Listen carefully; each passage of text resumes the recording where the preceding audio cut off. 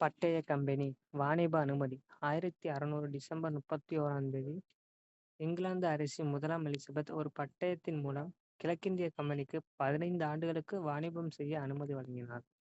இங்கிலாந்து அரசாங்கத்தின் அனுமதி பெற்ற தனியார் துறை நிறுவனம் துவக்கத்தில் சுமத்ரா, ஜாவா, மெலுக்கஸ் ஆகிய நாடுகளுடன் வாசனை பொருள் வாணிபம் செய்தது. இக்கம்பெனி ஆரம்பிக்கப்பட்டு 7 ஆண்டுகளுக்கு பிறகுதான் இந்தியாவில் குடியேற்றம் ஏற்படுவதற்கான முயற்சியை மேற்கொண்டது. குடியேற்றங்கள்.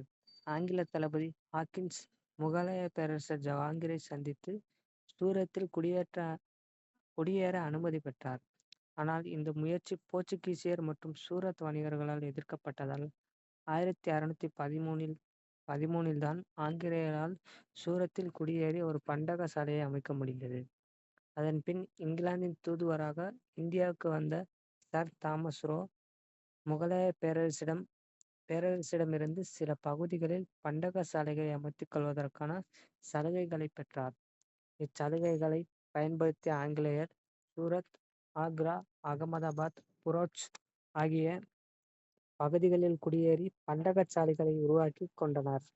பின்னர் இங்கிலாந்து மன்னர் 2ஆம் சார்லஸ் போர்ச்சுகீசிய இளவரசி காதரினை திருமணம் செய்து கொண்டதால் சீதனமாக பெற்ற பம்பாயை கம்பெனி வாடகைக்கு கொடுத்து விட்டார். பம்பாய் படிப்படியாக சூரத் பெற்றிருந்த சிறப்பிடத்தை பிடித்துவிட்டது. மேற்கு கடற்கரையில் பம்பாய் ஆங்கில அரசின் முதன்மை குடியேற்றமாக காட்சியளித்தது. புனித ஜார்ஜ் கோட்டை. ஆங்கிலேயர் தென்கிழக்கு கடற்கரையில் கோல்கொண்டாவில் முக்கிய துறைமுக நகரான மசூலிப்பட்டினத்தில் குடியேறி ஒரு பண்டக சாலையை கட்டினர். அதன்பின் தமிழ்நாட்டில் புலிக்காட்டுக்கு வடக்கே ஆர்மகான் என்ற இடத்தில் மற்றொரு பண்டக சாலையை தோற்றுவித்தனர். 1639ஆம் ஆண்டு பிரான்சிஸ் டே என்ற ஆங்கிலேயர் விஜயநகர பேரரசின் பிராந்தியான சந்திரகிரி அரசிடமிருந்து விஜயநகரத்தின் பிரதிநிதியான சந்திரகிரி அரசிடமிருந்து சென்னையை குத்தகைக்கு எடுத்தார்.